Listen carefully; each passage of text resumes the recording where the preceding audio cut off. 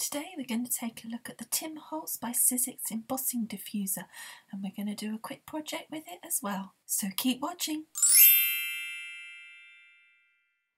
Hiya, it's Amanda here from Lolli Lulu Crafts, and today I wanted to share with you this new product that I've come across, and it's a Holtz product and it's called the Embossing Diffuser.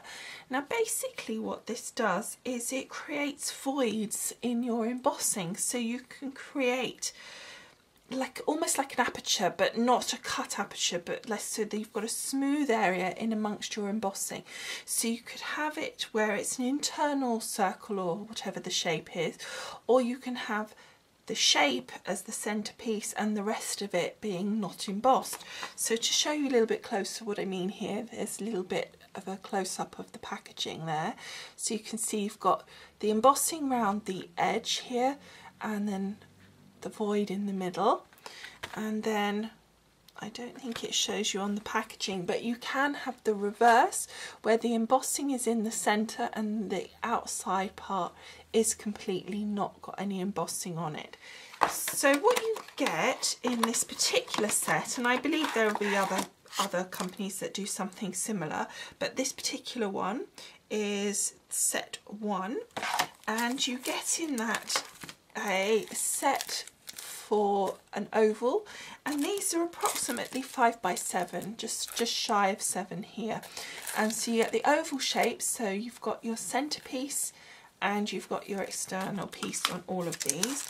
Then you've got a circle, as you can see it's got that piece is separate, so you've got your circle, and then you've got kind of like a little oval again, slightly more elliptical than that, and it's at the bottoms. But obviously this piece itself, if you were using the separate piece, you could put that anywhere in your design, it doesn't have to go there.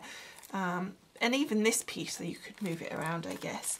So I thought today, in order to see how it actually works, is that we'd make a project, and I thought that I would use this one here, which I think might be one of the more common ones to use. So I thought that would be fun. So I've got these 2 pieces of cardstock by Basil, lovely aqua colour and this gorgeous purple. I thought they went together really well. Then I've got a little Die Delight, and this is one of the little flower sets that you can get. It came with a poppy, this one, I believe. So we've got that, and I think that should be about all we need, maybe a stamp. So first of all, I'm going to create a card base that is 5 by 7, so I'm going to use my purple cardstock for this, and we're going to cut this to 10 inches along,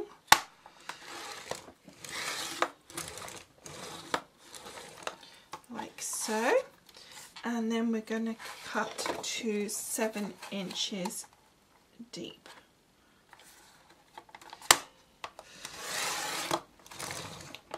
Go. And then we're going to take this and we're going to score along at the 5-inch point. And with this Basil cardstock, you really do want to score because it's a lovely heavy cardstock.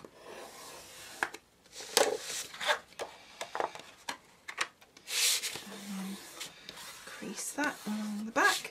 And then we've got our 5 by 7 card. We're then going to cut a piece of our aqua cardstock, and we're going to cut that to 1/4 of an inch, just shy, no, 1/8 of an inch down. So I'll go 4 7/8 this direction, and then we're going to cut it to 6 7/8 along this direction.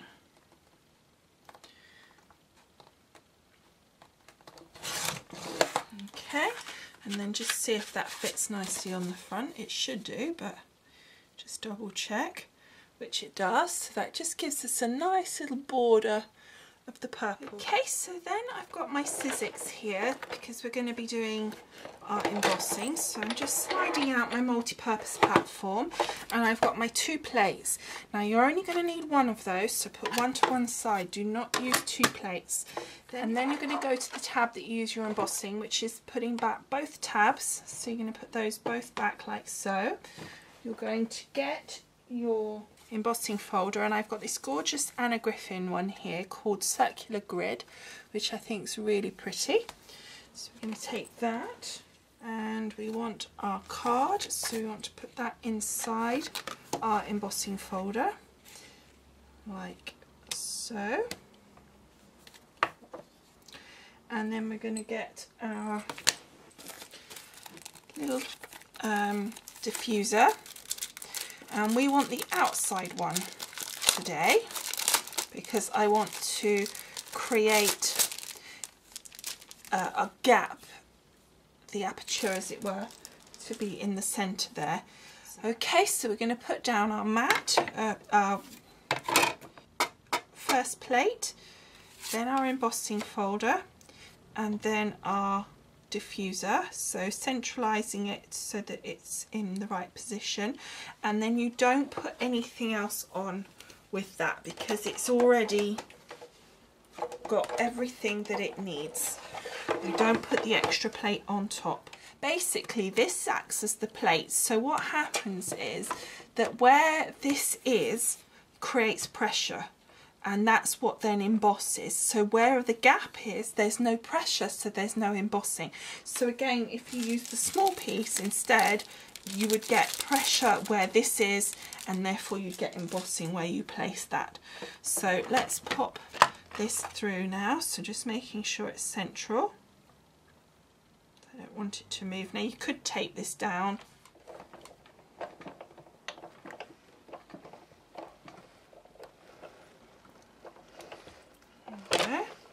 So that's popped through nice and easily. Okay, so hopefully you can just catch that in the light.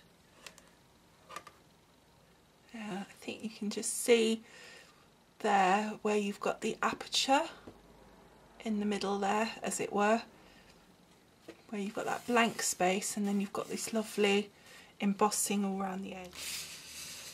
Okay, so I had to cut this down because the embossing folder needed to be cut down a little bit, so we ended up with it kind of slightly shorter and a little bit less wide, but actually I quite like that because I can use that effect. So then I took a piece of a aqua coloured cardstock rather than that bright aqua sort of turquoisey colour, and I took that to 1/8 of an inch inside our purple there, so we end up with a small purple border. And then I took a darker purple and I created a border around this piece here, so that will then sit on there and create another border, which will be obvious when it's able to sit properly. I'll be able to put a sentiment down here, and then I've got my spellbinders here to go in the darker purple, which I'll cut out, and that's going to go in my aperture area. So I'm going to cut that out now, and there's our little die. It's very detailed, and if you emboss that it would be even more detailed, but I'm going for a very simplistic look, so I think that looks really good. So now we just need to put this together, so it's nice and simple to do. I'm going to put these pieces together first because I've got a little bit of ribbon which I'm going to pop around it. So we're going to start with that piece as our base, and then we're going to attach the dark purple next, and I'm just going to use my glue gel, but in a thin flat way because it's a nice strong glue, so it'll hold it down because it's very heavy cardstock.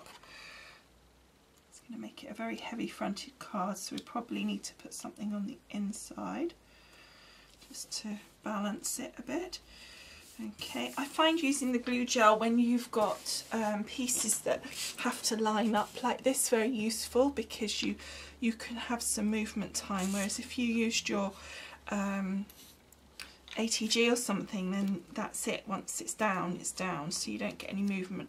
Plus with the embossing and ATG, you might get it alright, but sometimes it's a bit, the embossing is a bit deep, so you don't find it sticks down so good, and it will pop back off again if you're not careful. So then we're going to put our emboss piece down.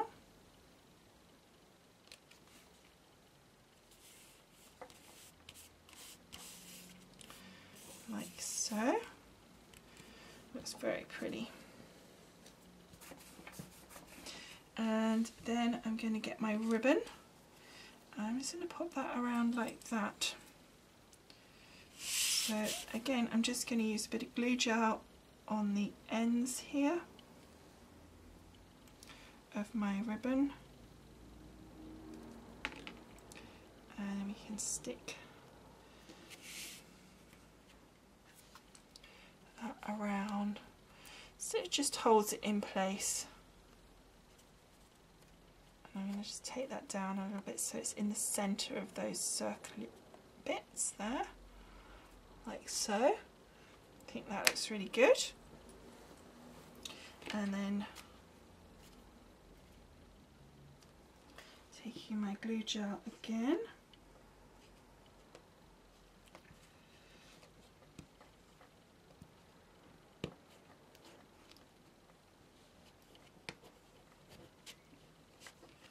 go. Then we're going to put this down onto our card base.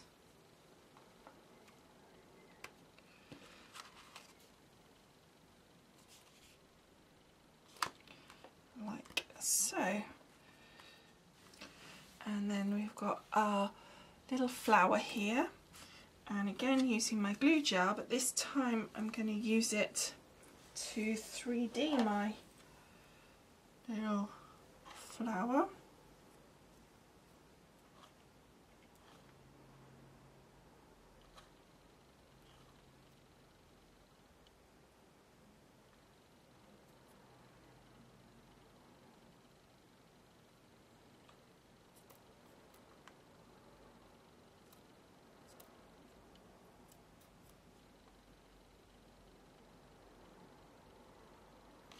There we go. And then very gently just pop this into position. Ah.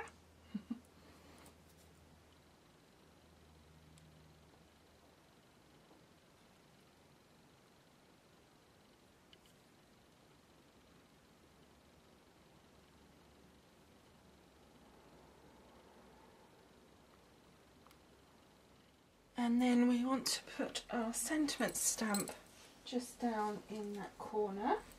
And we've got one here that says birthday wishes. So I'm just going to pop that down there and just pick it up on my little stamp positioner thing here, my fissures. Great little tool this is.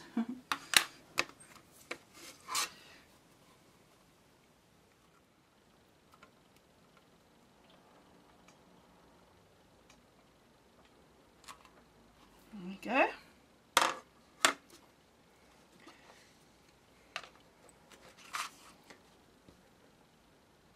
And then we're going to just finish off with our ribbon, just tied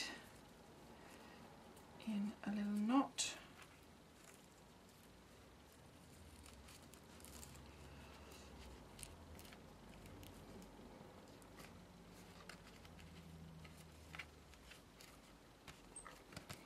So, and just snipped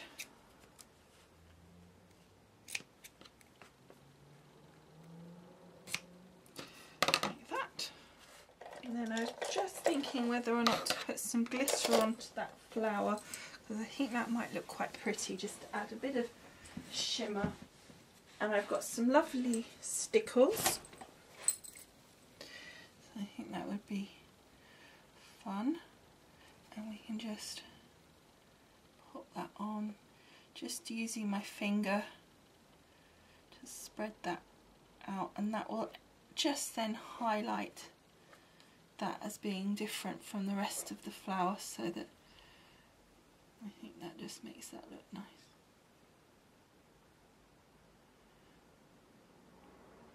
There we go. Okay, so here's our finished card. So I hope you've enjoyed seeing how that Tim Holtz diffuser works. I think if you can just catch it in the light here, you can see how it just creates a really pretty kind of subtle aperture. Now you could make it less subtle by inking and all of that, but I've gone for a very simple look here. So I'd love to hear your comments. I'd love to know if you've already had one of these and what you think of it. And I'll see you next time. Thanks for watching. Bye.